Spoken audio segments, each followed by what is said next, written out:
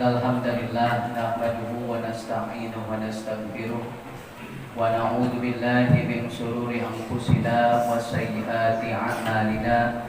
May yahdihillahu fala mudilla lahu wa may yudlil fala hadiya lahu. Asyhadu an la ilaha illallah wahdahu la syarika lahu wa asyhadu anna Muhammadan abduhu wa rasuluh la nabiyya wa la rasula ba'dah. Allahumma salli wa sallim wa barik ala nabiyyina Muhammad ibn Abdillah wa ala alihi wa ashabihi wa mawala la hawla wa la quwwata illa billah. Amma ba'da, faqad qala Allah ta'ala fil Qur'anil Karim, a'udzu billahi minasy syaithanir rajim. Bismillahirrahmanirrahim. Ya ayyuhan nasu u'budu rabbakumul ladzi khalaqakum walladzina min qablikum la'allakum tattaqun. Shallallahul adzim. Para ustaz yang kami hormati, bapak-bapak, hadirin para sepuh, para hujaj, hadirin wal hadirat yang hadir malam hari ini, semoga kita dimuliakan Allah Subhanahu wa taala.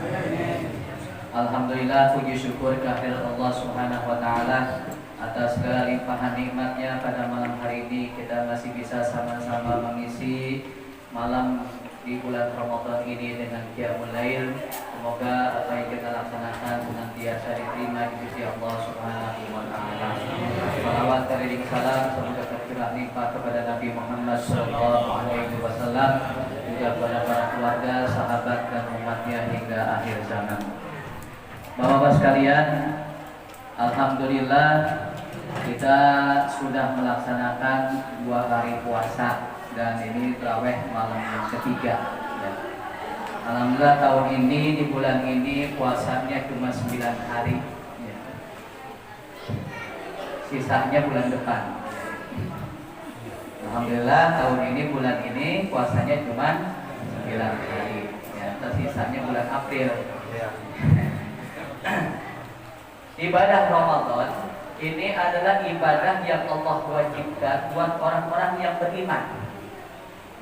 Ketika Allah Subhanahu wa ta'ala memanggil umat manusia, memanggil hambanya menggunakan kata ya ayyuhalladzina amanu, maka ini adalah merupakan bukti kasih sayang Allah Subhanahu wa ta'ala. Karena ulama ahli tafsir menjelaskan kalimat ya ayyuhalladzina amanu itu termasuk ke dalam golongan husnul bidah, yaitu kalimat panggilan yang terbaik dari Allah Subhanahu wa ta'ala buat orang-orang yang baik, yaitu orang-orang yang beriman, diperintahkan untuk melaksanakan sesuatu yang baik, yaitu ibadah puasa. Nah, ini adalah merupakan sebuah pelajaran buat kita, bapak-bapak hadirin jemaah sekalian, bahwa ketika kita akan memerintahkan sesuatu kepada seseorang, maka panggillah terlebih dahulu orang yang kita mau perintahkan itu dengan panggilan yang terbaik. Allah contohkan bahwa ketika Allah Subhanahu wa ta'ala akan memerintahkan kepada kita untuk melaksanakan ibadah puasa, Allah panggil kita dengan panggilan terbaik, yaitu ya ayyuhalladzina amanu. Baru setelah Allah panggil dengan panggilan yang terbaik, baru Allah sampaikan maksud dan tujuan memanggil kita. Nah, kita juga dalam kehidupan sehari-hari ini, kalau kita mau menyuruh seseorang, apakah itu bawahan kita, mau nyuruh istri kita, mau nyuruh anak kita, maka sebelum kita sampaikan apa maksud tujuan kita manggil, apa yang mau kita suruh, kita panggil dulu dengan panggilan yang terbaik. Kita punya anak kita cakep, cantik, kita punya cantik, tolong dong belikan papa rokok.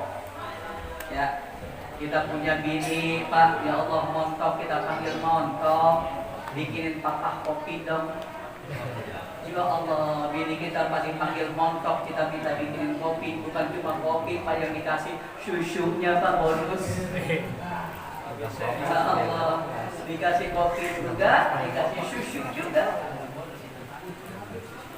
Allah Subhanahu wa ta'ala mengajarkan dengan redaksi firman-Nya. Rasulullah mencontohkan dalam kehidupan berumah tangganya. Di dalam sejarah Rasulullah kalau memanggil Siti Aisyah, begitu dengan panggilan terbaik, ya Umairah, wahai yang wajah pipihnya kemerah-merahan kayak tomat mentel. Nggak pernah Siti Aisyah dipanggil namanya oleh Rasulullah ketika Rasul akan menyuruh Siti Aisyah. Yang Rasul panggil Siti Aisyah dengan panggilan ya Umairah. Maka Rasulullah mencontohkan, Allah mengajarkan dengan redaksi firman-Nya, maka kita pun hendaklah mampu mempraktekkan ajaran ini dalam kehidupan kita sehari-hari.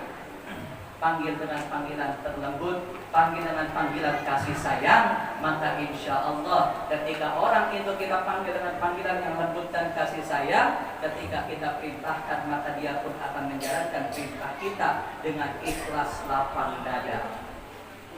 Makanya orang yang beriman merasa tersanjung dengan panggilan Allah Subhanahu wa Ta'ala, dia akan melaksanakan ibadah puasa dengan imanan wahtisaban, ikhlas semata-mata karena Allah Subhanahu wa Ta'ala, maka dia menjalankan ibadah puasanya pun akan sungguh-sungguh.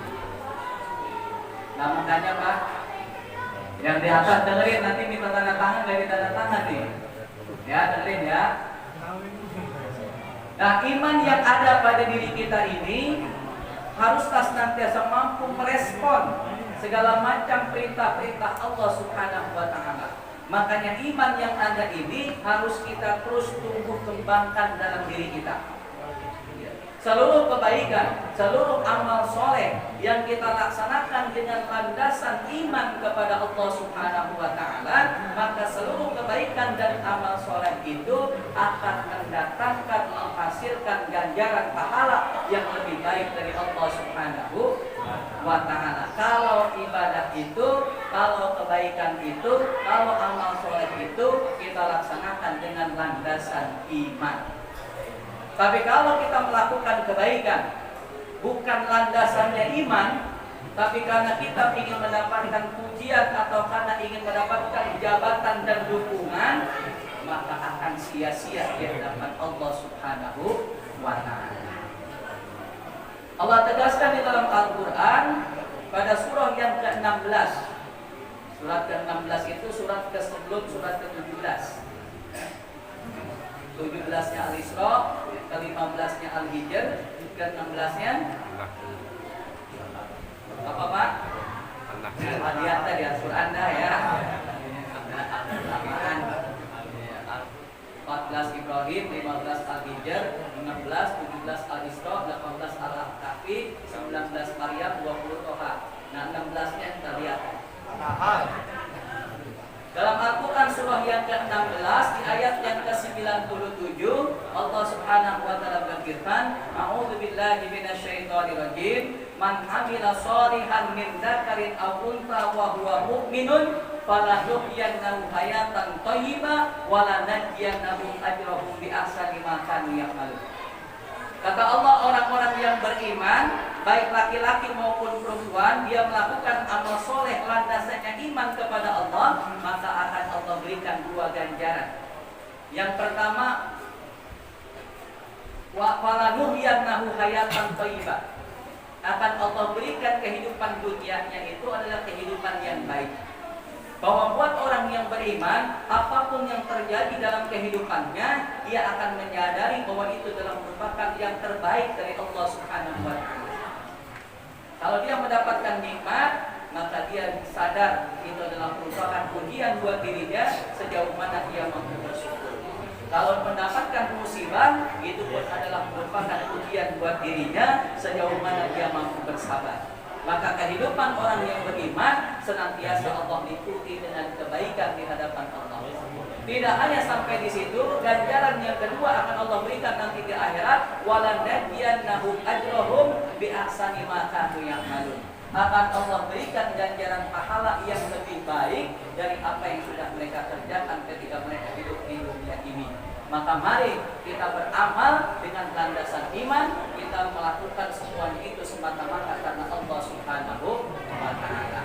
Nah makanya iman yang ada ini harus senantiasa kita tumbuh kembangkan agar menjadi iman yang subur. Karena Allah Subhanahu wa Ta'ala menganalogikan iman yang subur itu laksana pohon yang tumbuh subur. Di dalam Al-Quran surat 14 ayat 24 dan 25, Allah Subhanahu wa Ta'ala nyatakan iman yang subur itu laksana pohon yang subur yang asluha thabitun wa far'uha fis sama. Tu'ti ukulaha kulahinin bi'idni rabbihah. Bahwa pohon yang subur itu akarnya tetap tertanam kuat ke dalam bumi, dahannya menjulang tinggi ke langit, memberikan buah manfaat buat yang memiliki setiap tahunnya atas izin Allah Subhanahu wa Ta'ala.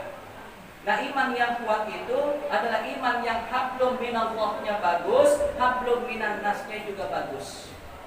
Ibadahnya kepada Allah Subhanahu wa Ta'ala mantap, sesama manusia pun hubungan yang baik. Maka orang yang memiliki hubungan kepada Allah mantap bagus dengan ibadahnya, dengan ketaatannya, hubungan kepada sesama manusianya juga bagus, sosial bermasyarakat, maka dia akan mendapatkan kemuliaan dari Allah Subhanahu wa Ta'ala. Duribat alaihi qadillatu aina ma tuqifu illa bihablin minallah wa bihablin minan nas. Mereka senantiasa diliputi oleh kehinaan kata Allah, kecuali orang-orang yang memperbaiki hubungan baiknya kepada Allah dan juga memperbaiki hubungan baiknya kepada sesama manusia. Quran surat 3 ayat 112. Maka untuk itu iman kita harus kita perbaiki, kita tumbuh kembangkan. Kalau pohon mau subur harus kita siram, harus kita kasih pupuk, harus kita jaga. Maka iman pun harus kita siram, harus kita pupuk, harus kita jaga. Dengan apa iman itu kita siram? Iman itu kita siram dengan thalabul ilmi. Nah, makanya nih biar iman kita gak gersang, kita siramin, kita berthalabul ilmi. Ketika kita berthalabul ilmi, kita menuntut ilmu, maka secara otomatis akan memperkuat keimanan kita kepada Allah. Yang kedua, iman itu harus kita pupuk. Dengan apa kita pupuk? Yaitu dengan ibadah kepada Allah Subhanahu wa Ta'ala. Ibadah itu Pak tidak ada batasan waktunya.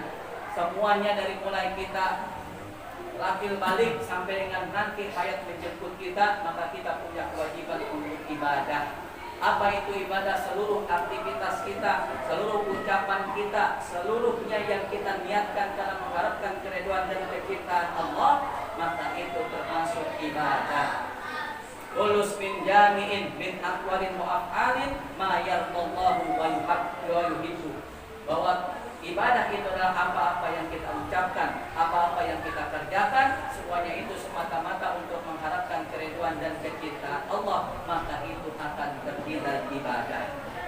Yang ke kantor bismillahirrahmanirrahim, ke kantornya niat karena Allah, maka akan jadi ibadah. Yang berdagang berangkat ke pasar bismillahirrahmanirrahim, niat karena Allah, maka itu akan bernilai ibadah. Yang usaha, yang kerja segala macam, yang belajar, semuanya niatkan karena Allah, maka akan bernilai ibadah di sisi Allah Subhanahu wa Ta'ala. Yang ketiga, iman itu harus kita jaga dari hama yang dapat merusak keimanan kita. Apa hama dahsyat yang dapat merusak keimanan? Yaitu kesyirikan. Syirik ini akan membatalkan keimanan kita kepada Allah Subhanahu wa Ta'ala, dan syirik akan masuk ke dalam dosa besar yang tidak akan Allah ampuni, tetapi dosa-dosa yang lain akan Allah ampuni. Dalam Al-Quran surat keempat ayat 116, Allah berfirman, innallaha la yaghfiru an yushraka bihi wa yaghfiru ma duna dzalika liman yasha. Allah Subhanahu wa Ta'ala tidak akan mengampuni dosa syirik kepadanya, tapi Allah akan mengampuni dosa lain yang dikehendakinya. Nah, marilah sama-sama iman yang ada pada diri kita, yang mungkin sebagian besar adalah warisan dari orang tua kita, terus nantiasa kita pertahankan, kita tumbuh kembangkan dalam diri kita dengan senantiasa kita pupuk, kita siram dan kita jaga. Kita siram dengan thalabul ilmi, kita pupuk dengan taat ibadah, dan kita jaga dari hama yang dapat merusak keimanan kita, yaitu kita senantiasa berlindung diri kita daripada perbuatan syirik kepada Allah Subhanahu wa Ta'ala. Semoga Allah Subhanahu wa taala tetapkan iman dan Islam pada diri kita semua. Allah jadikan akhir hayat kita husnul khatimah. Al-Fatihah.